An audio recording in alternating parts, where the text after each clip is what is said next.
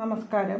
ഇന്നത്തെ റീഡിങ്ങിൽ നോക്കുന്നത് what guide me, what happens, what I learn എന്നാണ്. നിങ്ങളെ എന്താണ് നയിച്ചുകൊണ്ടിരിക്കുന്നത് എന്നാണ് ആദ്യത്തെ കാർഡ് നോക്കുന്നത്. ദ ഹൈറോഫന്റ് എന്ന മേജർ ആർക്കാന കാർഡാണ് വന്നിരിക്കുന്നത്.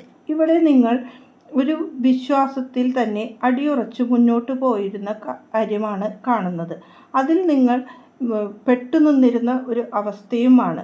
നിങ്ങൾ ഇപ്പോൾ സ്വയമായി നിങ്ങളുടെ കാര്യങ്ങൾ തിരിച്ചറിയുന്നു എന്നും നിങ്ങളുടെ വിശ്വാസത്തിൽ നിന്നും റിയാലിറ്റിയിലേക്ക് നിങ്ങൾ വന്നിരിക്കുന്നു എന്നാണ് ഇവിടെ കാണിക്കുന്നത്.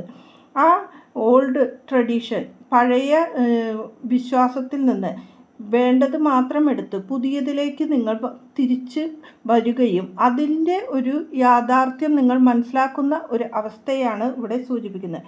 എന്ത് സംഭവിക്കുന്നു എന്ന് ചോദിച്ചപ്പോൾ 2 of Cup എന്ന കാർഡാണ് വന്നിരിക്കുന്നത്. ഇവിടെ 2 of Cup എന്ന് പറഞ്ഞത് നിങ്ങളുടെ ഒരു പാർട്ട്ണർഷിപ്പോ അല്ലെങ്കിൽ ഒരു മാരേജോ ഈ ഒരു അവസ്ഥയെയാണ് ഇവിടെ സൂചിപ്പിക്കുന്നത്.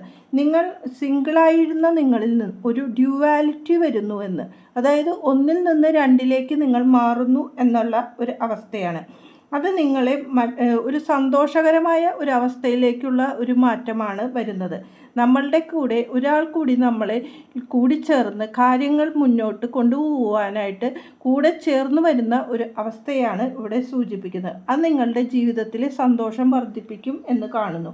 ഇനി എന്താണ് ഇതിൽ നിന്ന് പഠിക്കേണ്ടത് എന്ന് ചോദിച്ചപ്പോൾ ദ എംപറർ എന്ന കാർഡാണ് വന്നത്.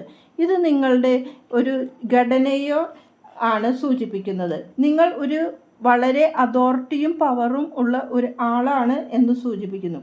ആ അതോറിറ്റി നിങ്ങളുടെ ഉള്ളിൽ നിന്ന് തന്നെ ഉണ്ടാക്കേണ്ട ഒരു അവസ്ഥയാണ്.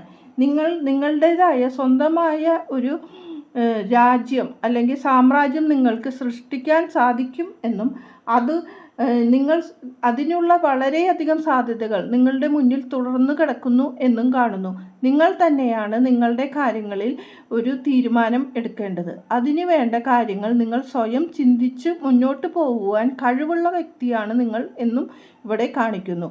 നിങ്ങൾ നിങ്ങളുടേതായ കാര്യങ്ങൾക്ക് തീരുമാനമെടുക്കുകയും മുന്നോട്ട് പോകുമ്പോൾ നിങ്ങളെ സഹായിക്കാൻ യൂണിവേഴ്സ് ഉണ്ടാകും എന്നും അതിനു വേണ്ട ഒരു വ്യക്തി നിങ്ങളുടെ ജീവിതത്തിലേക്ക് വരും എന്നുമാണ് ഇവിടെ സൂചിപ്പിക്കുന്നത്. നന്ദി, നമസ്കാരം.